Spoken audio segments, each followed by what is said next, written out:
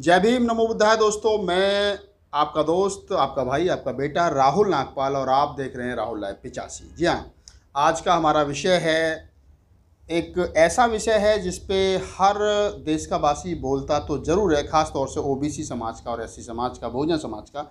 लेकिन बोलता भी है और उस दर्द को महसूस भी करता है और उसमें उस सिस्टम के तहत वो कहीं ना कहीं अपने आप को पीड़ित भी महसूस करता है, लेकिन उसका स्थायी समाधान नहीं करता है। जी हाँ, आज के मैं इस वीडियो की शुरुआत करूंगा तुलसीदास की एक चौपाई से। तुलसीदास ने कहा था कि जानत है मानत नहीं लानत ऐसी जिंद, जानत है मानत नहीं लानत ऐसी जिंद, तुलसी या संसार को भयो मोतियाबिंद। जी हाँ, कई बार घटिया आदमी भी बढ़िया बात कह देता है। ये जो तुलसीदास की चौपाई है जो मैंने अभी आपके सामने पढ़ी, इसका मतलब है कि आदमी जानता सब कुछ है लेकिन मानता नहीं है, और जो व्यक्ति सब कुछ अपने जीवन में जान करके भी अनजान बना रहे, ऐसे जीवन को पर लानत है, क्योंकि ऐसे जीवन का कोई फ़ायदा नहीं है। ऐसे व्यक्ति का जीवन किसी पशु के समान ही कहा जा सकता है। ये तुलसीदास ने एक चौपाई में कहा है।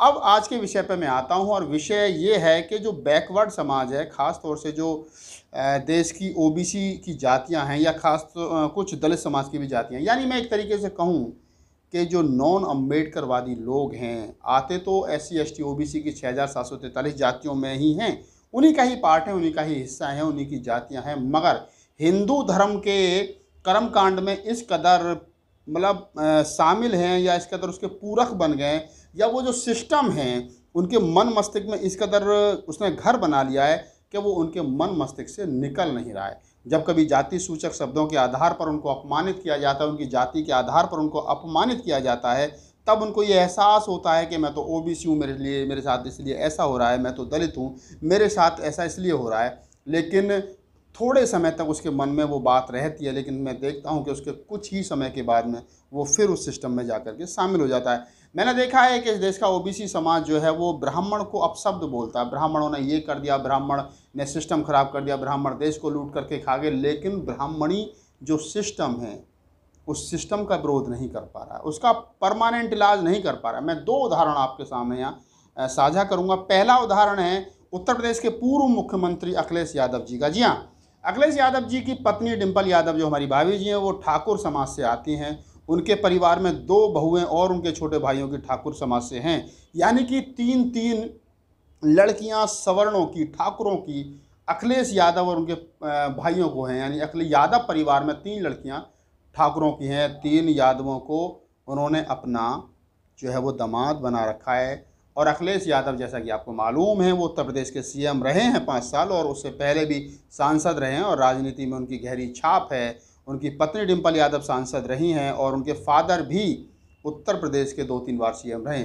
लेकिन आप समझ सकते हैं कि जब वो सीएम रहे, सब कुछ रहा, लेकिन जब वो सीएम नहीं रहे तो उनके सीएम ना रहने के बाद में सीएम हाउस को गौमूत्र से धो करके पवित्र किया गया।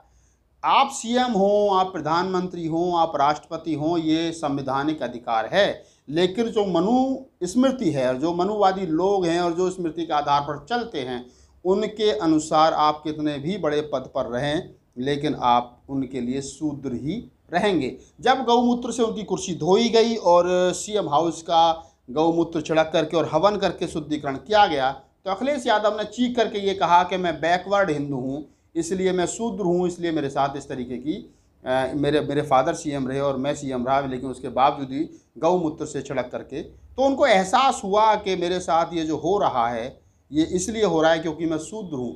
तो उनको एहसास तो हुआ, लेकिन दुख जब होता है कि एहसास होने के बावजूद भी, एक इतने बड़े पद पर रहने के बावजूद भी, उनको धर्मशास्त्र और हिंदू मैथोलॉजी के अनुसार, सनातनी परंपराओं के अनुसार और मनुवादी सिस्टम के अनुसार, वर्ण व्यवस्था के अनुसार उनको शूद्र कह करके उनको अपमानित किया गया। लेकिन उसके बावजूद भी वो नवदुर्गों में देवी की पूजा करते हैं, उसके बावजूद भी उनके घर ब्राह्मणों को भोज दिया जाता है, उसके बावजूद भी वो कन्याओं को खाना खिलाते हैं, उसके बावजूद भी वो शिवलिंग पर जल चढ़ाते हैं। मतलब ये वही सिस्टम है कि जानत, जैसे मैंने स्टार्टिंग में कहा था वीडियो के, कि जानत है मानत नहीं लानत ऐसी जिंद, तुलसी या संसार को भयो मोतियाबिंद। सब कुछ जानते हैं, लेकिन उसका सही और परमानेंट आप लोग इलाज नहीं कर रहे हैं। उसके पीछे कारण क्या है, सोच क्या है, आप जो हिंदू धर्म, जो सनातनी परंपराएं, जो मनुवादी सोच आपको गुलाम बनाए रखने के लिए काम कर रही है, आप उससे पीड़ित हैं, आप उससे परेशान हैं, लेकिन उस सिस्टम को आप छोड़ना नहीं चाहते। आखिरकार आप हिंदू क्यों बना रहना चाहते हैं, ये एक बड़ा सवाल है। मैं एक दूसरा उदाहरण यहाँ पर आपके साथ और साझा करूँगा, और वो उदाहरण है तेजस्वी यादव का। आपने देखा होगा कुछ समय पहले तेजस्वी यादव के हाथ में एक किताब थी जिसका नाम था गुलामगिरी, जो फूले साहब ने लिखी है। उस किताब को लेकर के उन्होंने एक पिक्चर सेंड की थी सोशल मीडिया पर, एक छाया चित्र जो है वो अपलोड किया था, और उन्होंने कहा था कि ये किताब से वो बड़े प्रभावित हैं। तो हमने सोचा था कि उन्होंने वो किताब को पढ़ा होगा, और गुलामगिरी जिस व्यक्ति ने किताब पढ़ ली वो खुल करके इस देश के मनुवादी सिस्टम का विरोध करता है। उसके बावजूद भी आपने उनके छोटे भाई को तो अक्सर देखा, मैं तो उनको खैर ज़्यादा बुद्धिजीवी नहीं मानता हूँ, क्योंकि जो व्यक्ति इस तरीके की हरकतें करे मैं उसको मानसिक रूप से विकसित नहीं बल्कि पीड़ित, या एक तरीके से कहूँ कि कम बुद्धि का व्यक्ति कह सकता हूँ। दूसरी तरफ जब हमने गुलामगिरी नामक जो किताब है वो तेजस्वी यादव के हाथ में देखी थी, तो ये लगा था कि नई उम्र का लड़का है और शायद ये राजनीति में बेहतर SC ST OBC और एक मनुवादी सोच को तोड़ करके एक जो फूले अम्बेडकरी और बिरसा मुंडा और काशीराम वाली जो विचारधारा है, जो नॉन हिंदू नॉन मनुवादी सोच से हट करके है, उसमें ये एक मील का पत्थर साबित होगा। लेकिन उसके बावजूद भी जब मैंने उनकी चित्र देखे, जब उनकी फ़ोटो देखे, तो उनके घर में भी वही सिस्टम, आप जिस सिस्टम से पीड़ित हैं, फिर उन्हीं ब्राह्मणों को घर में बुलाना, उन्हीं मंदिरों में जाकर के जल चढ़ाना, उसी जो धर्म आपको हजारों साल से गुलाम बनाए रख रहा है, जो धर्म आपको शूद्र कहता है, जो धर्म जो सिस्टम आपको मनुस्मृति के आधार पर आपको नीच कहता है, उस सिस्टम से आप पीड़ित हैं, इस सिस्टम को आप समझ रहे हैं, लेकिन उस सिस्टम के सामने खड़े होकर के आप बगावत नहीं कर रहे हैं। आखिर कारण क्या है? डॉक्टर अंबेडकर की सोच या फूले की सोच या ललित सिंह यादव की सोच, जिन्होंने खुल कर के विरोध किया इस सिस्टम का, वो आप काम क्यों नहीं कर रहे हैं? कहीं ना कहीं या तो डर है आपको कि ये जो हिंदू मानसिकता का बोट है वो आपसे छिटक जाएगा, या फिर वास्तव में आप मानसिक गुलाम हैं। जब आपको जूते पड़ते हैं, एक तरीके से मैं कहूँ इन लोगों को या इन जैसे और तमाम लोगों को, जब हिंदूवादी मानसिकता के जूते पड़ते हैं या उनके धर्म ग्रंथों के अनुसार आपको शूद्र बताया जाता है, आपको नीच बताया जाता है, तब आपको हिंदूवादी सोच की जो थप्पड़ है वो पड़ते हैं, और आपको बताया जाता है कि आप मुख्यमंत्री बेशक रहे हों, आप बेशक CM रहे हों, आपके फादर CM रहे हों, लेकिन आप शूद्र हैं, इस बात का एहसास वो आपको हर पग पर कराते हैं। ठीक उसी प्रकार एक घटना और मैं साहू जी महाराज के जीवन से मैं यहाँ लेकर के आपको बताऊंगा। जब साहू जी महाराज कोल्हापुर के राजा बने, तो कोल्हापुर रियासत में जो ब्राह्मण, जब वो साहू जी महाराज स्नान करते थे, तो जो मंत्र शुद्धिकरण के लिए बोले जाने चाहिए थे, ब्राह्मण वहाँ पर उन मंत्रों का प्रयोग करते थे, जो मंत्र जब किसी आदमी की मृत्यु हो जाती है उस समय उनके ऊपर किया जाता है। जब साहू जी महाराज को ये पता चला, तो साहू जी महाराज ने कहा कि ये मंत्र वो हैं, जब किसी व्यक्ति की मृत्यु हो जाती है तब उसके ऊपर इनका उच्चारण किया जाता है, डेड बॉडी पर यानी मृत शरीर पर। तो आप मेरे साथ ये क्यों करते हैं, मैं राजा हूँ।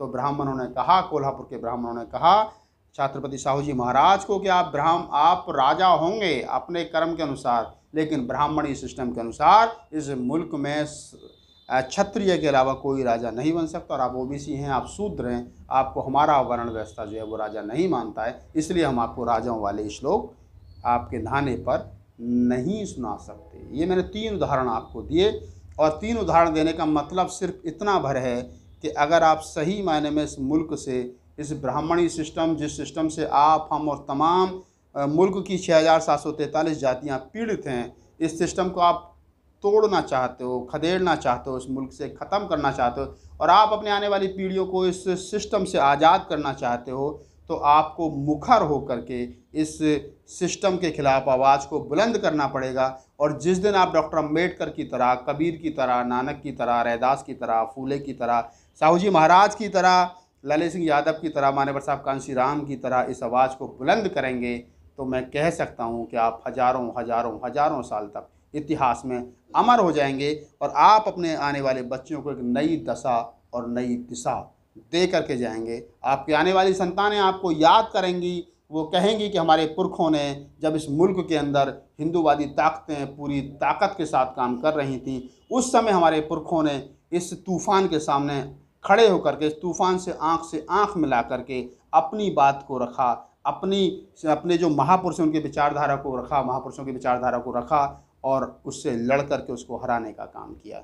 तो ये वीडियो इसलिए महत्वपूर्ण बन जाता है, आज ओबीसी समाज के जो हमारे बड़े नेता हैं वो पीड़ित हैं उस मनुवादी सिस्टम से, लेकिन उससे लड़ नहीं रहे। उन्हें मालूम है हम इससे पीड़ित हैं, लेकिन उसका परमानेंट इलाज जब तक हम नहीं करेंगे तब तक हमारी समस्या का समाधान नहीं होगा। जिस प्रकार बाबा साहब डॉक्टर अम्बेडकर ने कहा था कि मैं हिंदू धर्म में पैदा हुआ, मेरे बस की बात नहीं थी, लेकिन मैं हिंदू धर्म में मरूंगा नहीं, ये मेरे बस की बात है। ये परमानेंट इलाज था बाबा साहब डॉक्टर अम्बेडकर ने जो किया, और वो परमानेंट इलाज करके गए, आपको रास्ता बता करके गए। वही रास्ता ललित सिंह यादव ने सच्ची रामायण का हिंदी अनुवाद करके कहा, बौद्ध धर्म अपनाया। ललित सिंह यादव ने कहा कि ये जो सड़ी गली परंपरा है जो इंसान को इंसान नहीं समझती है, जब तक इसको ठोकर मार के से छोड़ा नहीं जाएगा तब तक हम लोग आज़ाद नहीं होंगे।